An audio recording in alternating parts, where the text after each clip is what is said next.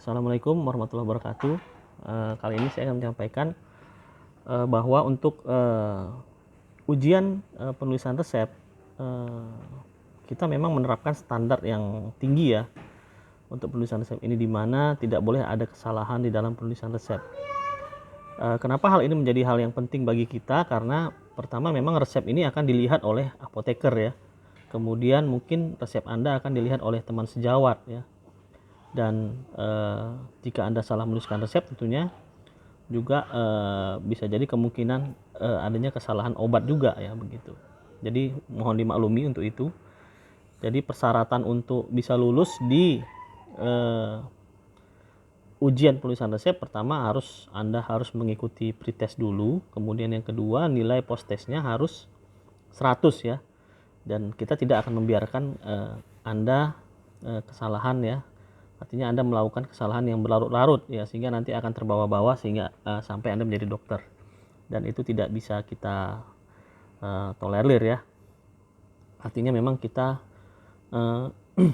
mewajibkan Anda untuk bisa menulis resep dengan baik, dengan sempurna begitu. Nah, sebenarnya cara penulisan resep sudah ada di dalam video saya ya. Dan saya sangat sarankan kepada Anda untuk melihat ya video saya itu. Karena sebagian saya lihat ada yang sepertinya tidak melihat ya video yang saya sampaikan, sehingga di dalam penulisan resep itu terjadi banyak kesalahan ya. Nah, kesalahan-kesalahan yang terjadi, yang sering terjadi, pertama adalah identitasnya tidak lengkap. Misalnya tidak ada nama dokternya, tidak ada tanggalnya ya. Kemudian tidak ada nama pasiennya, itu yang pertama. Yang kedua, di dalam urutan penulisan resepnya.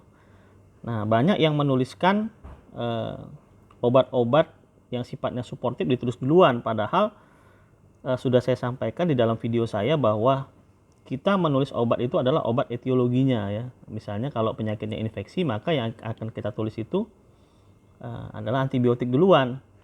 Memang di soal kita memberikan satu jebakan ya, supaya kita ingin melihat apakah Anda memang menyimak video yang kita buat atau tidak ya. Jadi banyak yang langsung membuat vitamin duluan baru obat-obat etiologinya ya. Jadi itu kurang tepat lah begitu ya. Jadi harusnya Anda menulis dulu obat etiologinya, misalnya antibiotik dulu ya. Kemudian mungkin obat-obat simptomatis seperti mungkin paracetamolnya atau antasidanya, baru obat-obat yang sifatnya pendukung suportif seperti vitamin ya. Jadi vitaminnya jangan ditulis duluan. Kemudian apalagi yang sering menjadi kesalahan ya, cara menuliskan ada yang angka Romawi, ada yang angka biasa ya. Kita tahu bahwa misalnya nomuro NO itu kan angkanya harusnya angka Romawi, tidak angka biasa. Kemudian ada signa ya, signa S ya, S3DD, itu berarti 3-nya adalah angka yang biasa ya. Tab 1, tab 1-nya itu satunya adalah Romawi, jadi bukan satu biasa. Kemudian hal yang menjadi kesalahan lagi yang banyak saya lihat adalah menuliskan satuan ya. Nah, di dalam penulisan resep itu memang lazimnya dibalik ya. Misalnya 500 mg di obat-obatan, di dalam resep biasa kita tulis adalah miligram 500. Jadi itu yang lazim ya, mg 500. Jadi saya mau Anda menulisnya seperti itu ya. Jadi bukan 500 mg, tapi mg 500 ya. Kemudian apalagi yang menjadi kesalahan, tidak membuat garis penutup ya. Jadi tidak membuat garis penutup. Saya katakan di dalam video saya, memang garis penutup ini nampaknya sangat sepele ya, tapi memang sangat penting. Kalau tidak ada garis penutup, bisa saja oknum pasien Anda menambahkan obat-obatan yang mungkin bisa berbahaya ya. Tapi ada juga yang saya lihat menuliskan garis penutup terlalu banyak, menggaris-gariskan ya. Jadi resep itu adalah ada aturannya, tidak boleh terlalu banyak garis penutupnya. Jadi ada juga yang menulisnya di garis-garis ya, seperti di arsir begitu ya. Itu juga salah penulisan seperti itu. Nah, jadi hal-hal seperti itu. Kemudian berikutnya adalah nama obatnya tentunya harus betul ya. Misalnya amoksisilin ya, ditulisnya amoksisilin, jangan amoksilin ya, karena akan berbeda ya, walaupun obatnya maksudnya sama begitu ya. Kalau amoksisilin itu adalah nama generik, sementara amoksilin itu adalah nama dagang ya. Jadi hal-hal itu yang harus Anda perhatikan ya. Jadi tidak bisa kita menulisnya sembarangan karena memang sudah ada aturan main dan aturan kelaziman di dalam penulisan resep ini.